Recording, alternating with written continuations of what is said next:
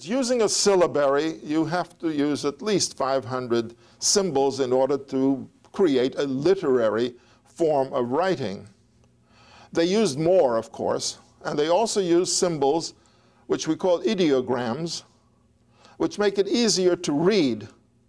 And an ideogram is simply a symbol which says,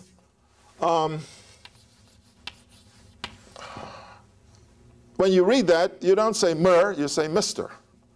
That's an ideogram. Another ideogram, a very famous one is, okay, you look at that, and you don't say, you say dollars, and so on. There are ideograms which we use in Sumerian and Babylonian and Egyptian, many ideograms. The ideograms are very useful because they tell you in advance the next list of symbols that you're going to see will represent the name of a man.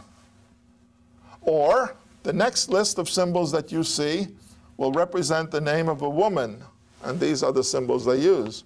Or the next list of symbols you see will represent a domestic animal, a wild animal, or a nobleman, or a king. In other words, every symbol has significance, or the name of a god. So the ideograms, they give you an idea. The ideogram is presented to give you an idea of what's coming, and this helps to read. So this is the system that they created and developed. By the way, as they specialized, the writing systems began to differ. For example, for legal documents, you used a certain vocabulary and system. For mathematics, you used another one. For magical horoscopes, you used another one, and so on. For astronomy, you used another one. There were various specialized systems of writing, but all essentially, basically, the same cuneiform system with variations. There are many, many thousands of mathematical tablets. Not only must the person who reads them be able to read cuneiform, but he has to be a good mathematician, because the mathematics of the Sumerians and Babylonians was highly advanced. Highly advanced. It was up to what we call quadratic equations, up to the edge of advanced algebra. And they were very scientific in their approach to what they considered to be significant. And therefore, their knowledge of astronomy was remarkably developed. And they kept lists, they kept meticulous records of every movement of every planet.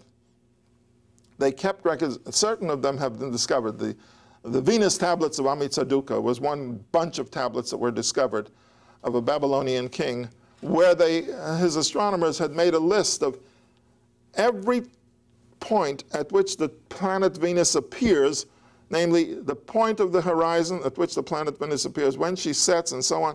All of these were recorded on clay tablets, and it gives us an idea of the importance that they put on these scientific observations, and also the extensive records which they kept. And they kept extensive records on all of these things. And later on, we'll see the extent to which their civilization really established incredible elements of scientific observation. There were astronomical observatories and so on. So the Akkadians came in. The Akkadians speak a different language, and they begin to record in their language using the Sumerian writing system. And then the Akkadian records give us a very interesting historical picture. There is a record called the record of Sargon of Akkad. Sargon of Akkad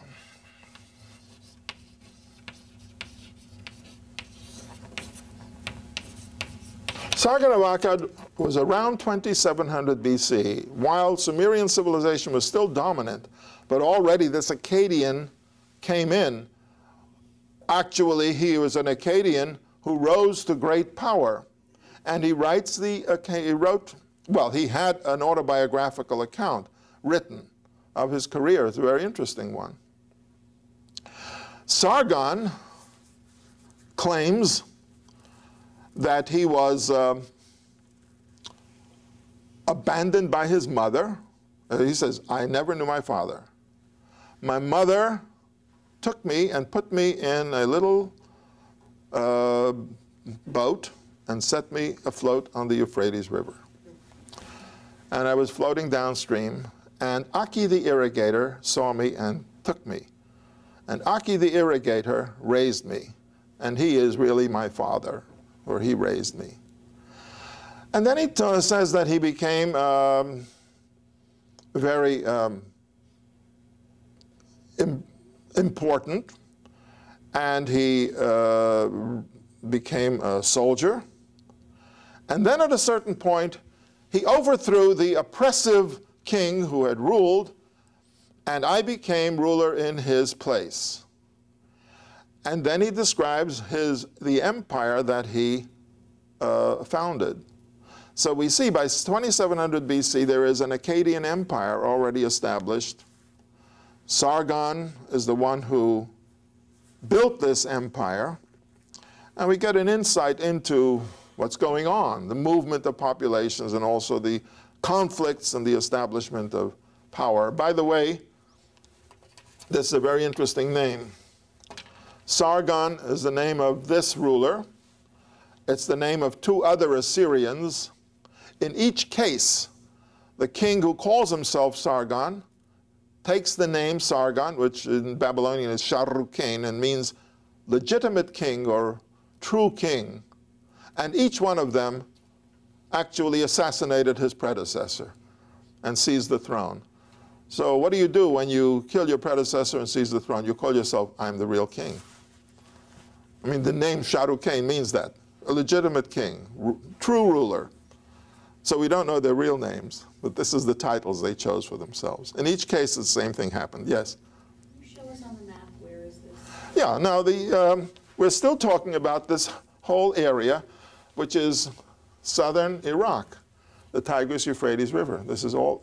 Sumer and Akkad are the same country. It's Sumer at the beginning. It's conquered by the Akkadian king Sargon. He establishes his kingdom. It's called Akkad, and thereafter, for centuries, all the rulers of this region always called themselves rulers of Sumer and Akkad. The Akkadians evidently came in from the eastern seaboard of the Mediterranean. I believe it was a slow migration over the course of time until they became a significant power. And then they rose to power, conquered, and became the rulers. And by the way, Akkad is one of the oldest cities in that region, and it's mentioned in the Bible as one of the oldest cities in the region of Babylonia. And as I said, because of the antiquity of Sumer and the fact that it was the beginning of civilization, thereafter, the rulers of these regions always called themselves kings of Sumer and Akkad, even though they were no longer Akkadians. Or Babylonians and sometimes Assyrians, they called themselves king of Sumer and Akkad. But they were the same place, but they came in. Now, how do we know that they came in? Because from the language, the Babylonian language, and the names that they had, we realize that they originated in that region, which is the eastern seaboard of the Mediterranean. And later on, they came in large numbers, and empires were established by them. They were all migrants. I suppose you could call them migrants, but migrants over the course of centuries from the eastern seaboard of the Mediterranean.